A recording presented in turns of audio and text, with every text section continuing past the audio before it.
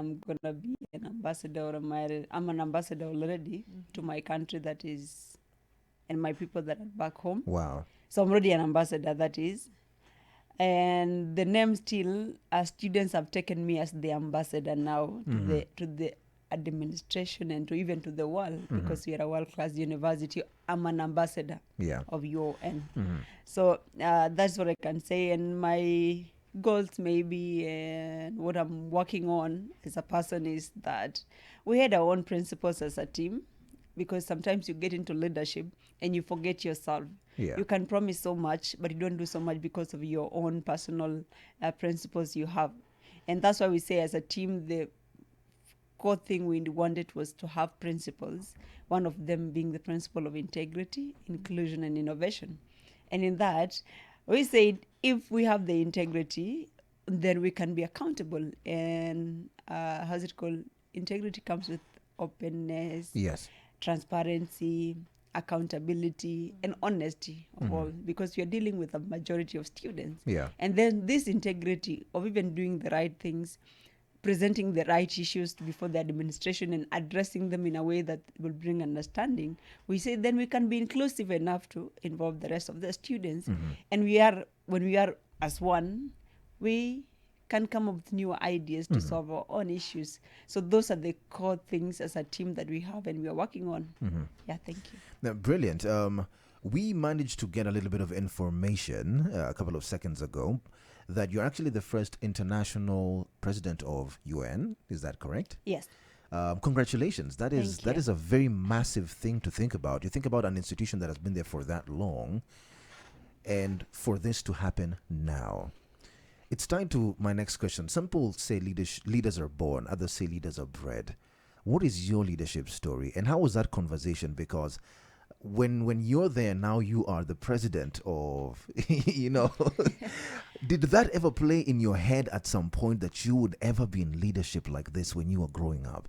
How is your leadership story? Since the time I was young, I was always the ringleader of everything else. Be it like Kalongolo or something Yes. like that, I'm the leader. Uh-huh. And I think my leadership story has been growing all along. When I was in primary school, I remember I came to Kenya in 2009. Just leaving the cattle camp. My family is a nomadist pastoralist family. So just coming from there, and I only knew my mother tongue, that is the Dinka. So when I came to Kenya, I think the first exams I did I was number last. Uh-huh.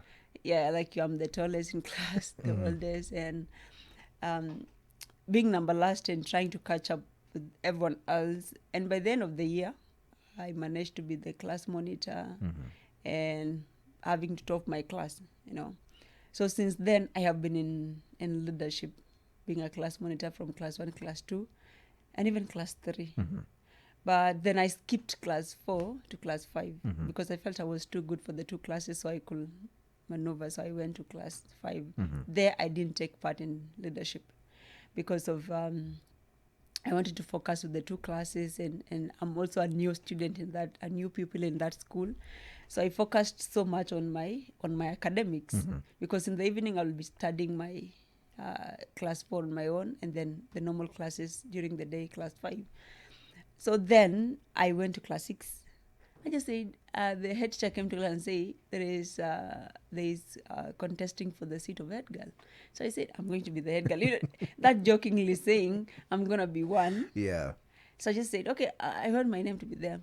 I remember I never campaigned because I don't know how to sell my own self as an individual. And that will come later on as one of the difficulties I faced, telling people this is Malith, why you should vote me in. Yeah. I'm the best person. So I struggled with that in a way, because I will go talk of things I will do, I will not talk of myself as to why they should choose me. And that's one thing that we have to review in student politics. It is not an individual, but their principles, their plan of actions and what they would want to do. So when I was there in class 6, I was voted in with about 255, and then the next person was 55 votes. Wow. So then she was in class 7, I was in class 6. Wow. So then I had an history of being head girl from class 6, class 7, and class 8. The same one when I came to Form 1, I joined a bit late. So I did not take part in politics or in the school leadership and anything like that. So I was just a mere normal student. But I was always leading the Form 1s. They get decisions from my end. And the bullying part of it before it was really abolished and all of that, that was in 2016. I was their defender in everything else. I get a Form 4, I just tell them, why are you doing this to a Form 1? You know, so they knew me as someone who championed for the rights of other students. I went to Form 2 and you went to a new school. I was the head girl. Wow. Became the deputy from Form 2, Form 3, became the head girl all the way to Form 4. You know? And then when I came now to the university, I'm someone who is very straightforward, very honest. And I portray things as they come. I don't sugarcoat. So I said now when I go to the university, I'm not going to take part in politics because, you know, there were stories that you don't graduate if you become a stubborn person and all of that. So I just said, this university politics, I'm not going to take part. I said, okay, let me stay. And then another thing that came out was like, you know, I'm a foreigner. Like they used to call me, I'm a foreigner, but I'm now an international student. The right way they should be addressing me, not as a foreigner, but as an international student. I'm a refugee, actually. So Kenya, it's my second home. So then when I joined university, I thought that the politics were only purely for Kenyans and non-citizens cannot take part in all of that. But now another one is being a law student shows you a lot of things. I like it that. It is the law in between you, not the opinions of people. You know? So I said then, last year I was approached by Melvin, the previous, former president. So she approached me and said, I want you to take part and be my international team representative. You know, the issue of forming teams. Just told her, I'm not that much interested in university politics because there are a lot of stories and history and all of that. But she said, just join my team. So I joined her team and our team won. So I remember before even elections last year, on 25th of March, I told people that next year I'm going to vie. I'm going to be the first president, a non-citizen of Kenya. So I just said it as a joke, but it has always been in my mind all then. So time went by. I was just trying to make decisions of, actually, am I going to vie or not? It's going to be difficult, remembering that I'm a non-citizen, so how is it going to come about? So the biggest challenge I faced before then was deciding or making a decision to vie. Then I watched one of the YouTube, you know, sometimes we run to YouTube for motivational talks and all of that. So I was just like, then a lady said, Sarah Jakes, I think, she said like everything is a dare. So I had to dare. Before I dared, there are friends I had who became my opponents later. I felt like leadership is not being very selfish. My bigger goal was to serve the students. So, but there are people who are were working in the previous Congress, and I knew we will work together and serve the students well. So I approached them and I told them, I can be anyone in your team, provided not an international student representative, but I can be your treasurer, I can be your vice. But they kind of try to, they didn't be straightforward with me. They're not straightforward with me. So what I said was like, okay, let me stand and let me vie. There are a lot of opposition, you know.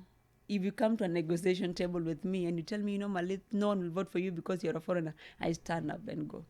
I don't entertain such. I just tell them, can you come to the table and can we negotiate? You telling me, Malit, we can work together and you can be under me being the face of the team as the chairperson and you as the vice because you can do 1, 2, 3 things. But you come and tell me, Monica, I only want you to vie under me because if I join your team, no one will vote for us. And I say, let me try. It's a challenge. Let me challenge myself and let me change an history that has always been there, you know.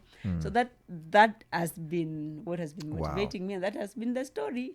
It's much more about it, you know. Wow, that sounds so enriching, you know, and absolutely. And it's first of all, you have an amazing story, and I love what you talked about daring, and we'll get into like the nuances of that and female leadership in campus and how that translates for, you know, the future of our leadership as a country in general in just a minute. Yes. We're taking a short break. When we come back, we're getting to understand university leadership from a female perspective, from the VIPs, the WCWs, the royalties, the elected leaders of UON in just a bit. You're listening to Nation FM, where good music lives.